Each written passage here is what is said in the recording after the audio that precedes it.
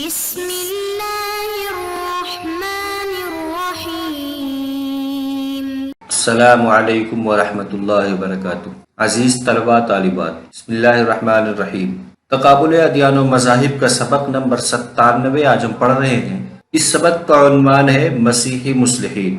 آج کے اس سبق میں ہم یہ سمجھیں گے کہ عیسائیت میں جو اصلاحی تحریکیں، ان تحریکوں کو اٹھانے والے یا پاپائیت کے خلاف جن لوگوں نے اصلاح کا کام انجام دیا وہ کون لوگ ہیں، ان کے بارے میں ہم تفصیل سے پڑھتے ہیں۔ پس منظر پاپائیت کی بدکاریوں اور جرائم کی کثرت کا نتیجہ یہ ہوا کہ پادریوں کے خلاف نفرت کا جذبہ زور پکڑنے لگا اور عیسائیت کے خلاف شکوک و شبہات پیدا ہونے شروع ہو گئے۔ اس نفرتی جذبہ اور شکوک و شبہات کو ختم کرنے کے لیے چند عیسائی مصلحین اٹھے جنہوں نے کلیسا اور مسیحی مذہب میں اصلاح کا عمل جاری کیا۔ یعنی ان مسیحی مصلحین کے اٹھنے کا، تحریک شروع کرنے کا پس منظر یہ ہے کہ پاپائیت کی بدکاریاں اور جرائم جب بڑھنے لگے تو ان کے خلاف نفرت کا جذبہ زور پکڑنے لگا۔ پاپائیت کے خلاف جو نفرت پیدا ہوئی یا عیسائیت سے متعلق جو شکوک و شبہات پیدا ہونے لگے، اس کو ختم کرنے کے لیے عیسائی مصلحین اٹھے اور عیسائی مذہب میں اصلاح کا کام شروع کیا۔ پیٹر والڈو یہ ایک مصلح تھے۔ پیٹر والڈو فرانس کا باشندہ تھا جو 12ویں صدی عیسوی کا تاجر تھا۔ مذہب سے گہری دلچسپی ہونے کی وجہ سے کتاب مقدس کا اس نے ترجمہ کیا۔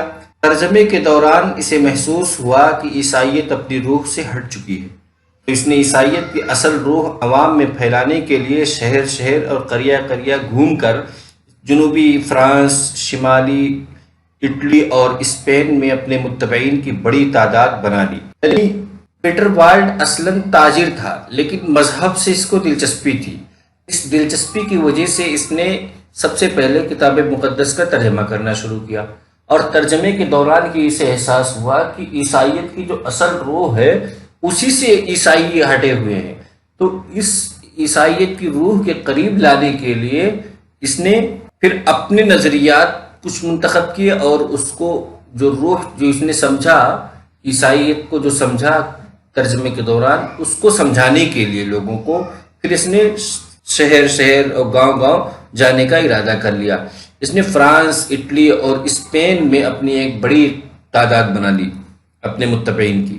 والڈو کے حقیقت پسندانہ نظریات کی وجہ سے اسے عیسائیت سے خارج کر دیا گیا۔ اس طرح اس کے حامیوں کو بھی جلا وطنی کی زندگی گزارنی پڑی۔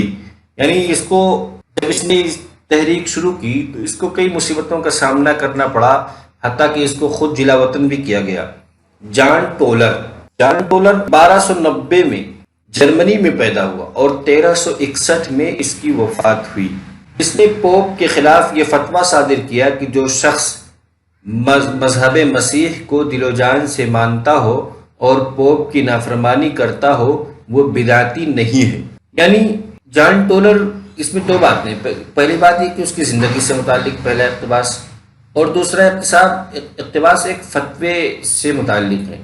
جان ٹولر تو 1290 میں پیدا ہوا اور 1361 میں اس کی وفات ہو گئی۔ جرمنی کا باشندہ تھا یہ، اور اس نے پوپ نے یہ رائج کر رکھا تھا، یہ فتویٰ دے رکھا تھا پہلے سے پوپ نے، خاص طور سے مغربی کلیسا کے لوگ، کہ جو بھی پوپ کی نافرمانی کرے گا وہ بدعتی کہلائے گا۔ اس نے اس فتوے کے اگینسٹ ایک فتویٰ دیا کہ جو پوپ کی نافرمانی کرے لیکن اصل مذہب مسیح جو ہے اس کو دل و جان سے مانتا ہو تو وہ بدعتی نہیں ہے۔ اس کے وعظ نے عوام میں پوپ کے خلاف نفرت کے جذبات ابھار دیے۔ یعنی اس کی جب اس نے تحریک شروع کی تو پوپ کے خلاف نفرتیں بڑھنے لگیں۔ جان وائی کلف 14ویں صدی عیسوی کا انگلینڈ کا باشندہ تھا جو 1320 میں پیدا ہوا اور 1384 میں اس کی وفات ہو گئی۔ یہ آکسفورڈ میں تدریسی فرائض انجام دیتا تھا۔ اس نے پوپ کے خلاف آواز بلند کرتے ہوئے کہا، جو پادری خود گناہوں کے دلدل میں پھنسے ہوئے ہوں ان کو یہ کوئی حق نہیں پہنچتا کہ وہ لوگوں کو مذہبی تعلیم دیں۔ انسانوں کو صرف اللہ تعالیٰ کی اطاعت کرنی چاہیے، اس کی اطاعت میں ہی حقیقی نجات مضمر ہے۔ اس کو سزا کے طور پر کئی بار نظر بند کیا گیا اور موت کے 13 سال بعد اس کی لاش کو قبر سے نکال کر آگ میں جھونک دیا۔ جان وائی کلف یہ انگلینڈ کا باشندہ تھا اور آکسفورڈ میں مذہبی تعلیم دیتا تھا، ایک ٹیچر تھا، پروفیسر۔ بلکہ اس نے جب سب سے پہلے پوپ کے خلاف جو آواز بلند کی تو اس نے یہ کہا کہ جو لوگ خود گناہوں میں پھنسے ہوئے ہیں وہ مذہبی تعلیم دینے کے حقدار نہیں ہیں۔ یعنی پوپ کو اس نے ڈائریکٹ یہ کہا کہ ان کی بات نہیں ماننی چاہیے، صرف اللہ کی بات ماننی چاہیے، اور اللہ تبارک و تعالیٰ کی اطاعت اور فرما برداری کرنے میں ہی حقیقی نجات ہے۔ ان پادریوں کی بات ماننے یا ان کی فرما برداری کرنے میں کوئی کامیابی نہیں۔ اس عمل کی وجہ سے، یعنی پادری کی مخالفت کرنے کی وجہ سے اس کو کئی بار نظر بند کیا گیا۔ اسی دوران اس کی موت ہوئی، لیکن موت کے بعد بھی اس کو نہیں بخشا گیا۔ موت کے 13 سال بعد اس کی لاش قبر سے اس کی قبر سے لاش کو نکالا گیا اور پھر اس کے بعد آگ میں جھونک دیا گیا۔ مارٹن لوتھر تحریک اصلاح کا سب سے متحرک اور کامیاب۔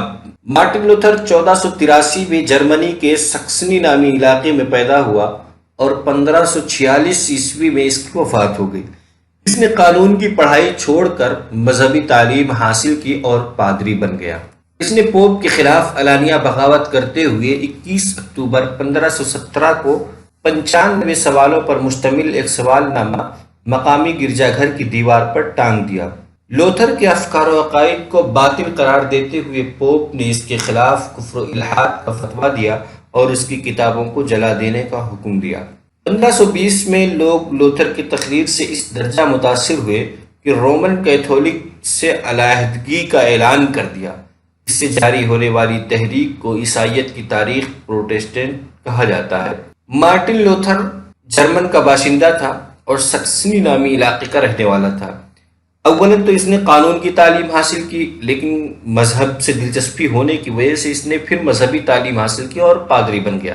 پادری بننے کے بعد کچھ دنوں تک تو یہ رومن کیتھولک کے زیر اثر رہا، لیکن اس کے بعد پھر اس نے رومن کیتھولک کے خلاف بغاوت کر دی اور 21 اکتوبر 1517 کو 95 سوالوں پر مشتمل ایک سوال نامہ مقامی گرجا گھر پہ لٹکا کر کے مناظرے کا چیلنج کر دیا اور یہ بتایا کہ پوپ کے جو نظریات ہیں وہ غلط ہیں، یا پوپ نے جو چیزیں رائج کر رکھی ہیں جیسے کہ جنت جہنم کے سرٹیفکیٹ دینا، مغفرت کے پروانے عطا کرنا، یہ تمام چیزیں جو خالص خدا کے ہاتھ میں ہوتی ہے، ان تمام چیزوں کو جو پوپ نے اپنے ہاتھ میں لے رکھا تھا اور اپنے حساب سے مذہبی کتابوں پر جو اجارہ داری تھی کہ عام لوگ نہیں پڑھ سکتے، ان سب کے خلاف اس نے آواز اٹھائی اور ایک جو تحریک اس نے شروع کی اس تحریک کا نام رکھا گیا پروٹسٹنٹ تحریک۔ 1520 میں اس کی تحریک کا نتیجہ یہ ہوا کہ جرمنی کے عوام نے رومن کیتھولک کا انکار کر دیا اور مکمل طور سے پاپائیت سے انہوں نے علیحدگی اختیار کر لی۔ زونگلی، اس کا پورا نام ہلرچ زونگلی تھا، جو 1484 میں سوئٹزرلینڈ میں پیدا ہوا اور 1531 میں وفات پا گیا۔ یہ مارٹن لوتھر کے مقابلے میں زیادہ متشدد تھا۔ عشائر ربانی کے بارے میں اس کا عقیدہ تھا کہ اس کے ذریعے اس قربانی کا اعادہ نہیں کیا جا سکتا بلکہ اس کی یاد تازہ کی جا سکتی ہے۔ اس نے حکومت کے عمال کے لیے مسیح کی تعلیم پر عمل کو لازمی قرار دیا اور کہا کہ اگر کوئی عامل مسیح کی تعلیم کی خلاف ورزی کرتا ہے تو اسے اس کے عہدے سے معزول کر دیا جائے۔ یہ زونگلی سوئٹزرلینڈ کا رہنے والا تھا، 1484 میں پیدا ہوا، 1531 میں انتقال کر گیا۔ یہ مارٹن لوتھر کے بعد کا ہے، بلکہ اسی کے دور کا ہے۔ یہ اس کے مقابلے میں زیادہ متشدد تھا اور اس نے یہ شرط لگا دی کہ مسیحی جو عامل ہوتے ہیں یا دین مسیح یا کے حکمراں میں کسی قسم کا کوئی عامل ہو، اسے مسیحی تعلیم پر عمل کرنا ضروری ہے۔ پادریوں کی شادی پر زور دیا۔ پادری رومن کیتھولک میں شادی کرنے کی اجازت نہیں تھی۔ مورتیوں کو خلاف قانون قرار دیا، یعنی اس نے ایک دم سے کسی قسم کی مورتی کی کوئی اجازت نہیں دی اور جس کی بنا پہ مشرقی کلیسا الگ ہوا تھا اس نے اسی بات کی تائید کی۔ ہر قسم کے جلوس، تہوار اور تقریبات کی مخالفت کی۔ جان نوکس 1505 میں اسکاٹ لینڈ میں پیدا ہوا۔ یہ پہلے رومن کیتھولک کا پادری تھا، لیکن پادریوں کی بے راہ روی، بد اخلاقی اور مذہب مسیح کی روح سے دوری نے پادریوں کا باغی بنا دیا۔ پاپائیت کی مخالفت کرنے کی وجہ سے اسے 18 سال تک اسیری کی زندگی گزارنی پڑی۔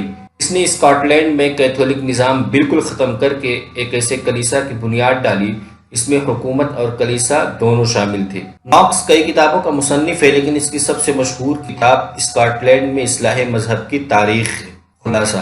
خلاصہ یہ کہ مسیحی مسلمین کو پڑھتے ہوئے ہم نے سب سے پہلے پڑھا کہ اصلاح کا پس منظر کیا، پھر اس کے بعد جو مسیحی مسلمین میں عہد باہد ان کو پڑھا۔ سب سے پہلے پیٹر وائلڈ کو پڑھا، پھر جان پولر، پھر جان وائکلف، پھر مارٹن لوتھر، پھر زونگلی، اور سب سے آخر میں جان ناکس کی بات